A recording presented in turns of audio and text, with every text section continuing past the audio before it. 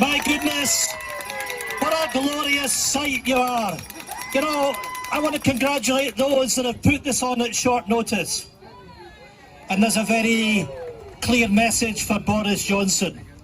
If you think this is over, if you think we're not having a referendum, then Boris, you better think again. Let me tell you this.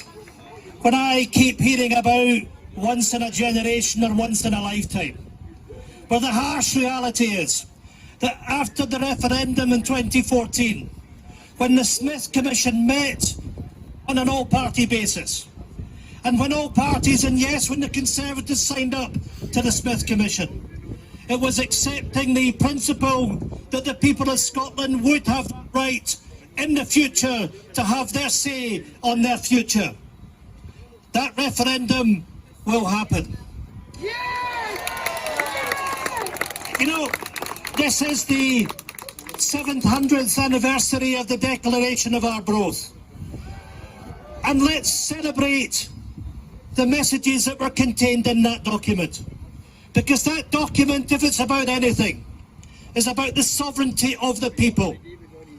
It is about the rights of the people of Scotland to choose their own future. And that expression in the Declaration of Arbroath has continued through the claim of right. And let me say that to you.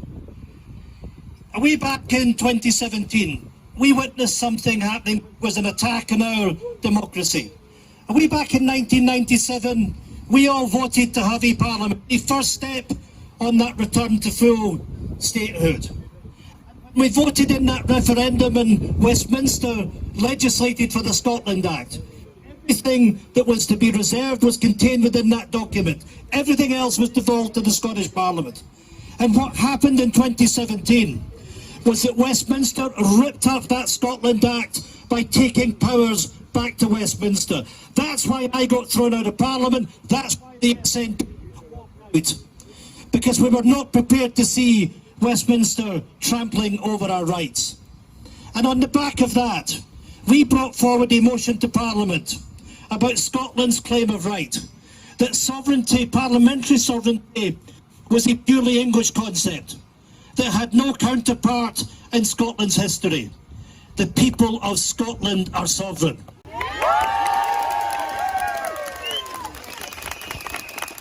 And let me tell you, friends, and I have to say I was most surprised by this.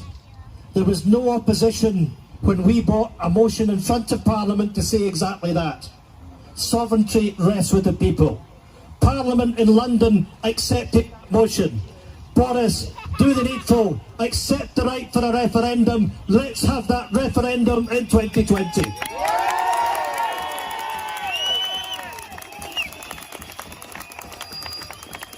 But you know, fundamentally this is about democracy, and I'm going to finish on, because in 2014 we were told that if we stayed in the United Kingdom, then our rights as EU citizens was to be respected.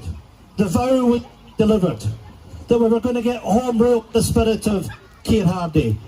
The vow, of course, was a lie. It never happened. The promise was broken. And by taking us out of the European Union against our will, the promises that were made in 2014 were broken. So of course it's quite right that the people of Scotland are then given that choice of having their say. But let's remember in 2016, when the elections took place to the Scottish Parliament, that the SNP stood on a manifesto commitment of a referendum on a change of circumstances. Well, that has happened. We have a mandate in our back pocket. And Boris, when you face the people in an election, and when you say no to IndyRef, and when you lose more than half your members of Parliament, then you've lost. And when you consider that the SNP won with 45% of the vote, there is no Westminster government since 1970 has won with such a mandate. So Boris, respect democracy, respect the Scottish Parliament, let's have that referendum, let's 2020. Thank you.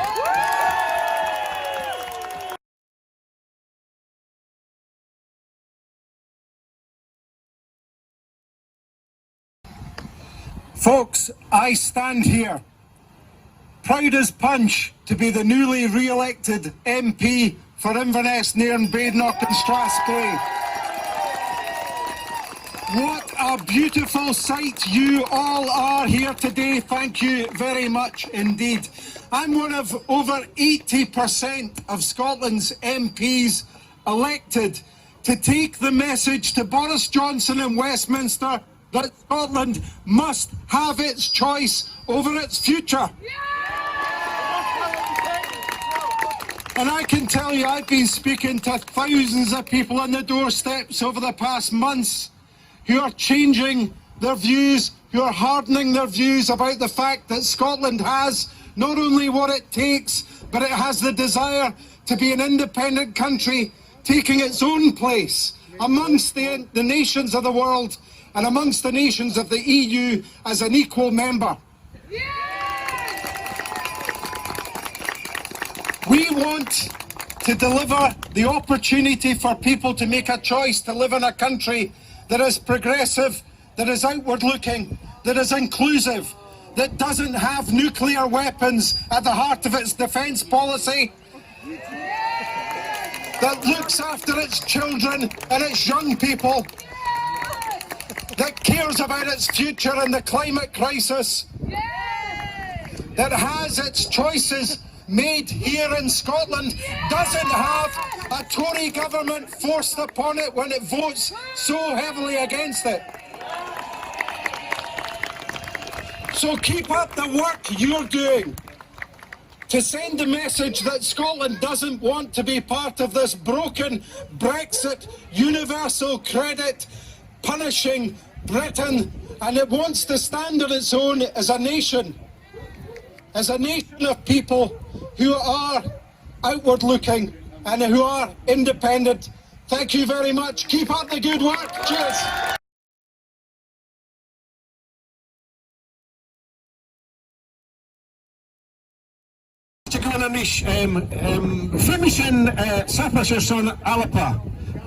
Welcome everyone, and it's very important that we fight using democratic means for democracy, because what we do know is that the United Kingdom is a dysfunctional state. It's getting worse.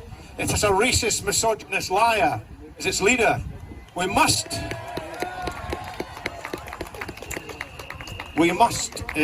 be positive too. I think we're all here because we aspire to a better country, to better opportunities.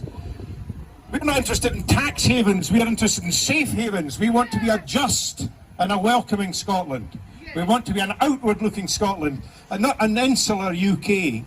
Now we've seen this week the disregard there is for this concept of the United Kingdom, where the three devolved administrations all roundly reject the isolationist approach that the UK government would choose to take. That's not what this movement is about.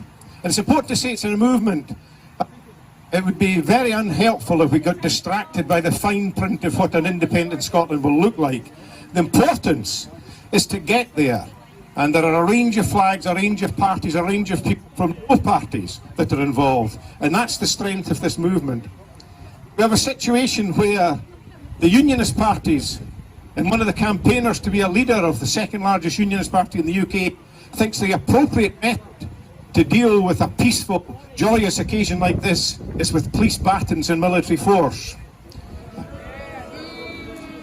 That's shameful. The Labour Party's only representative in Westminster in Scotland supports that approach. That's not the approach we take. It's the strength of argument, the strength of our will, and our undoubted right to self-determination that will progress this movement. So can I say thanks to our MPs in Westminster. I think they deserve great credit for the dignity in which they conduct themselves in the face of the anger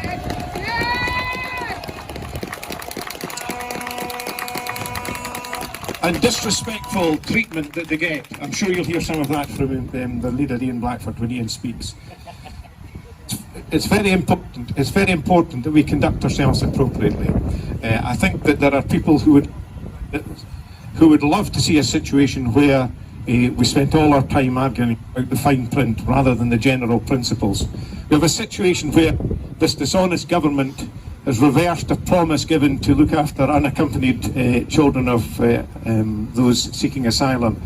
That's not the UK of Churchill or any of these dignified predecessors. These are people who are exclusively interested in self-glorification and increasing their wealth.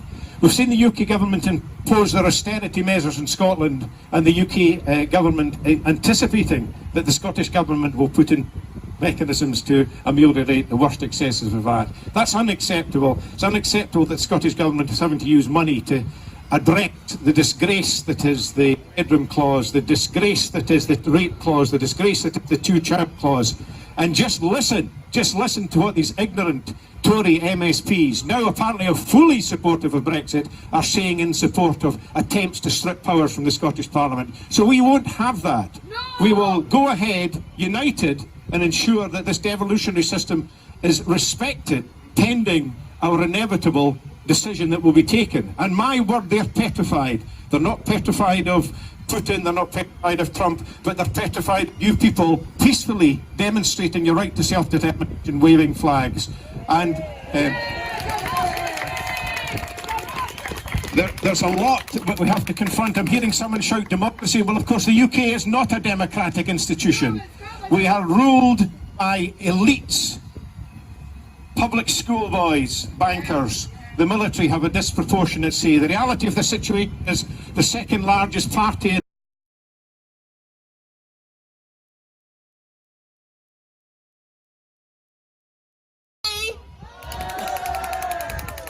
How many people are here from north of Inverness?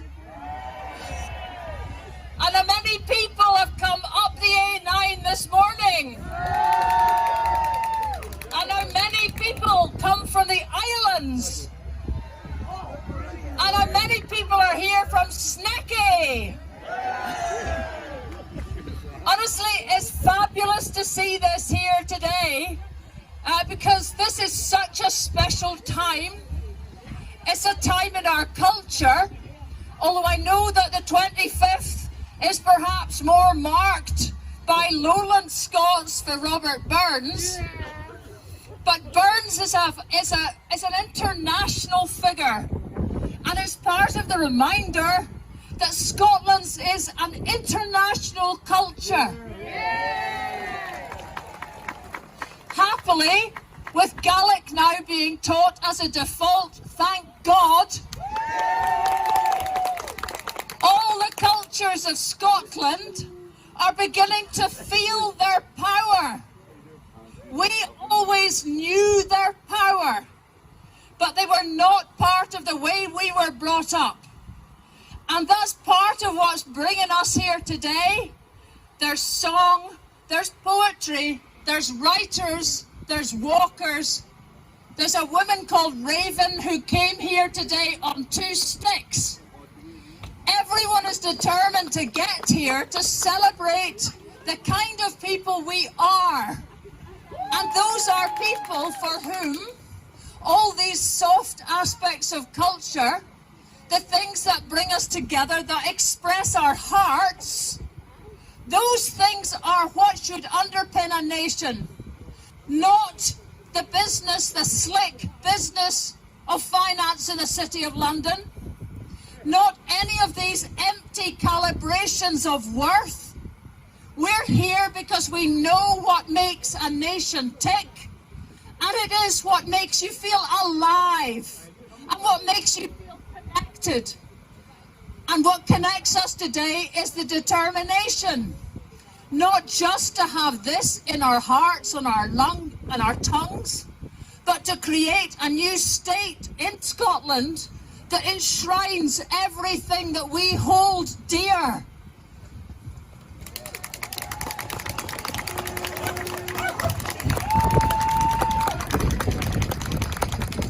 Now, the other obvious reason that this is a pretty important date is what will happen by this time next week, when most of us here will no longer be EU citizens. Now, there's a big rally going on down the road. In fact, there's rallies everywhere. Is there going to be one in Inverness? Well, if you're not, come down the road, because it's important that we show that we meant what we said. We meant what we said when we voted 62%, it would be far more now, to want to be part of a union that celebrates the need for social protection, not the need for the protection of a couple of millionaires in London.